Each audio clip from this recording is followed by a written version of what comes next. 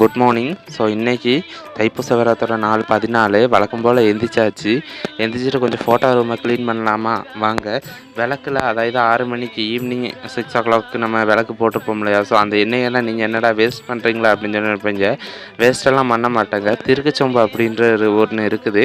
அந்த திருக்குச்சொம்பில் வந்துட்டு ஊற்றி வச்சுக்கிடுவோம். அந்த திருக்குச்சொம்பில் ஊற்றி வச்சுட்டு நாங்கள் போய் விளக்கெல்லாம் கழுவிட்டு வந்துட்டு தென் அதை வந்துட்டு விளக்கு போடும்போது ரீயூஸ் பண்ணிக்கிடுவோம்.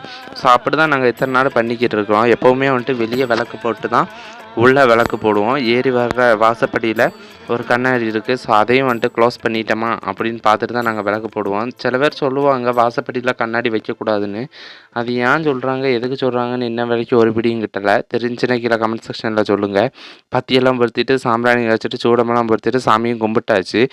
கும்பிட்டு கிளம்பியாச்சு. இன்றைக்கி அக்கா வீட்டுக்கு போகலான்னு சொல்லி ஒரு பிளான் எடுத்து கம்பத்துக்கு கிளம்பியாச்சு. அக்கா வந்துட்டு கம்பத்தில் தான் இருக்காங்க. சரி பார்த்துட்டு வரலாம் அப்படின்னு நானும் அம்மாவும் தான் காலையிலே கிளம்பிட்டோம். சமயம் பார்த்துட்டிங்கன்னா காலையில் 8:45 ஆயிடுச்சு. இன்ன வரைக்கும் மஞ்சு போல். சமயத்தை பார்த்துக்கோங்க.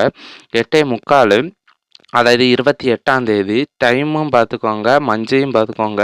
இந்த கிளைமேட்டு சேஞ்சிங் அப்படிங்கிறது எப்படி ஒரு அற்புதமான ஒரு அதிசயமான அப்படின்னே வந்துட்டு சொல்லலாம். டைமு போக போக இந்த மஞ்சு வந்துட்டு குறைஞ்சிக்கிட்டே வருது. ஓகேவா? நாங்கள் கீழே போகல, ரொம்ப கீழே போகலனாலும் வண்டி வந்துருச்சு. சரி வண்டி வந்ததுக்கு கோயிலுக்கு போயிட்டு போகலாமே அப்படின்ட்டு சாமியெல்லாம் நல்லா வீடியோ எடுத்துகிட்டு குமுளிக்கு கிளம்பியாச்சு. எப்படினாலும் தமிழ்நாடு தானே போகிறோம். குமுளிக்கு கிளம்பியாச்சு.